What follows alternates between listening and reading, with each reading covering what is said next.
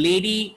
Now we turn to the only lady on the August panel, Captain Pearl Solomo and Salome? Salome. I'm sorry. Yes. Thank you so much, Salome. Okay, and what we will do is listen to her and hear from her as to why what led into getting into something called a male bastion or a male dominion career. So over to Captain Pearl, please. Yeah, thank you so much, Mr. Burton. Good evening, everyone. It's a great honor to be on this panel. Thank you for inviting me. Yeah, to start with, I'm from the second batch of the lady officers, got commissioned in 1993 into the Army Ordnance Corps. And yes, it had just started, and the first batch got into in 1992. So, to begin with, how I got interested in this field was my brother was already in the army, and I had come from a family where my grandfather was in the army, my uncles were in the army, and I had a cousin, and then, my brother was already in the army. So, it was something where I always wanted to do something different in uniform. And after my graduation, and that was when I was confused, like most kids are at that age. So was applying all over the place. And it was my dad who, he said that he used to check all the ads in the paper, and it was an employment news that this particular advertisement had come up. And so I said, okay, I'll give it a shot because I would like to get into something which is totally different. So that's when I had applied. And my dad, coming from actually a fairly conservative family, and being the youngest in the family, they were very protective and wouldn't let me go anywhere all by myself and wouldn't let me be alone. So that's when my dad said, okay, then we'll go along with you. And my parents accompanied me to Bhopal, where I went through the services selection board. And then, luckily for me, I got through the services selection board and then had to stay on for the medicals, finished with the medicals, and got back. And I was working in some organization, private organization, and I continued to do that because I had done some course in computers, so that was kind of helping me. And so suddenly I get this letter from the army headquarters that, I have made it on the merit list. And it was very narrowly that I had actually made it because the vacancies were very limited.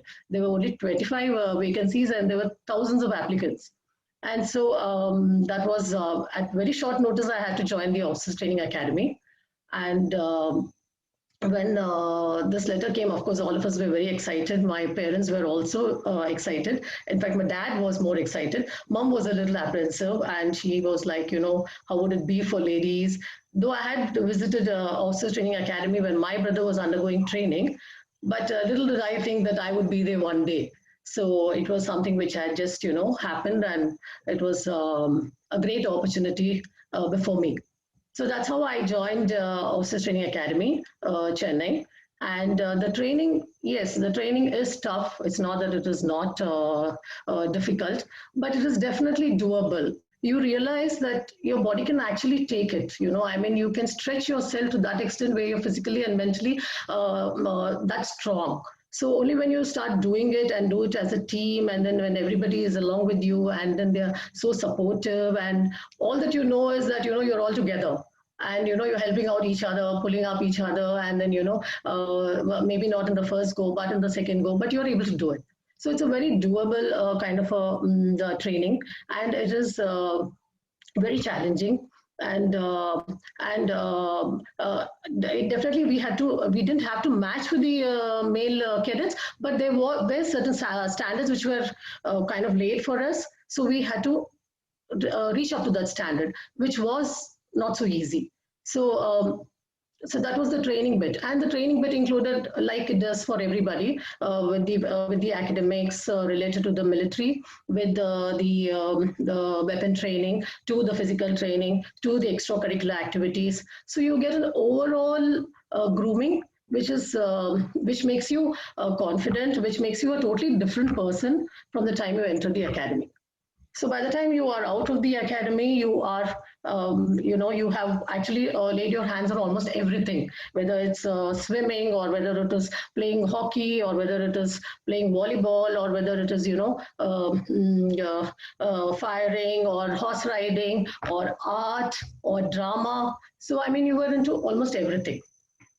So that was the training bit. Then once you get commission, then now in hindsight I feel those were the best days of my life. This the training period was the best because all of us were together, and the kind of bonding that we had at that point of time was something amazing, and it has carried on for so many years. Now I complete 27 years, and our bonding with the course mates is completely different. I mean, I don't think it can happen with anybody else because we were through the thick and thin together, so that mattered a lot.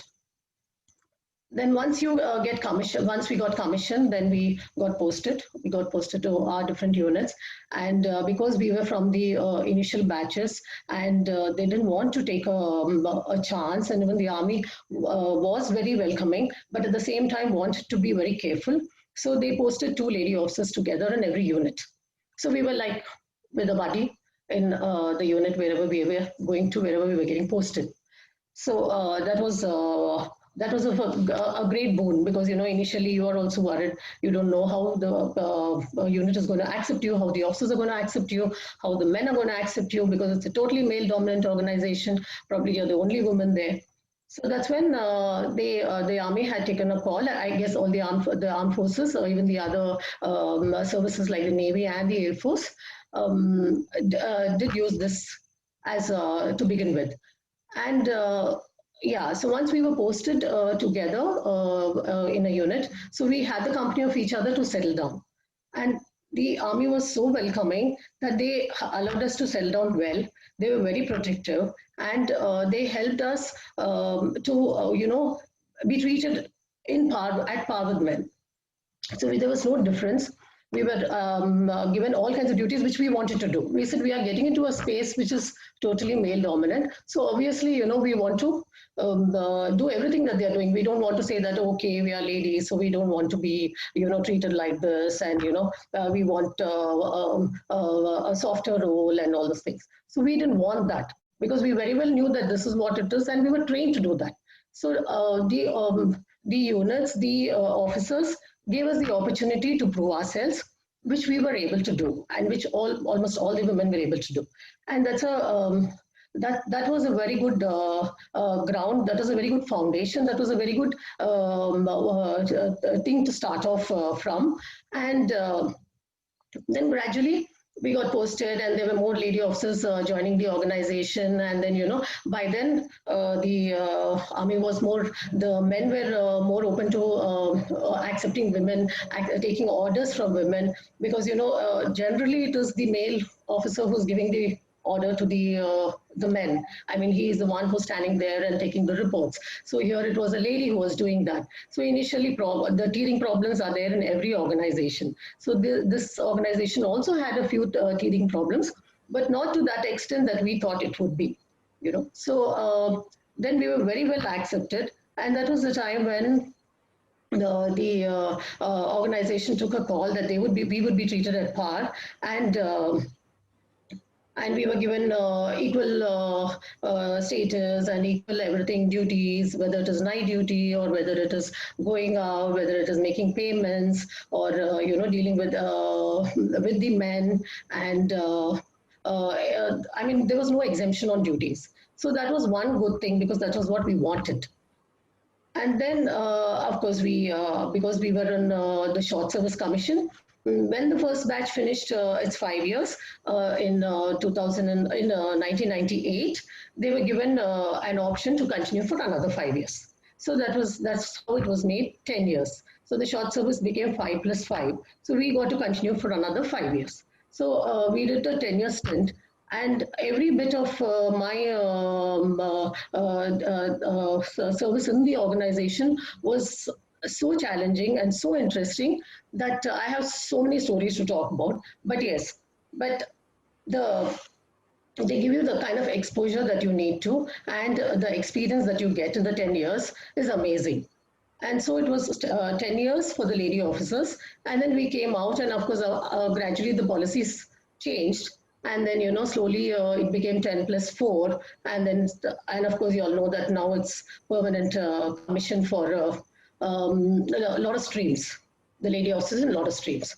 So that is where it stands as of now. So that is how I joined the army, and I had my brother already in the army, so that was one attraction. Then I married a person who was in the army, so that was another thing. I had my family in the army, and the army is like a family, and they treat you so well, and the children grow along with the the others, and then the other kids, and they are so confident, and they become a part of the whole organization. And the organization has got its systems totally in its place, and it's so very well laid out, so there is no confusion in whatever is there. So that is how I joined the army.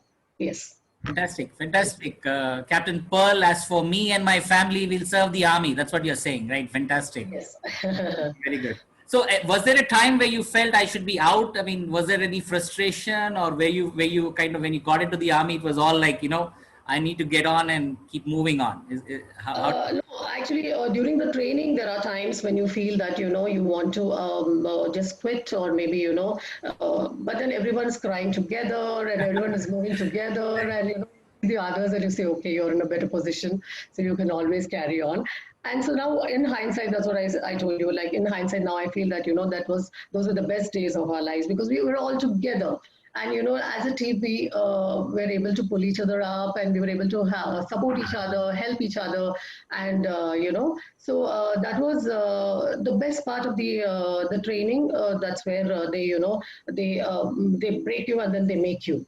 So, you are not what you are when you enter the academy. You are a totally different, transformed person after that, and after the training is over. So, that is where sometimes you feel. But once you join, and once you're commissioned, and once you're posted in different parts, you are as good as, you don't really feel like quitting or anything. Had I been given a choice of continuing after 10 years, I would have definitely continued.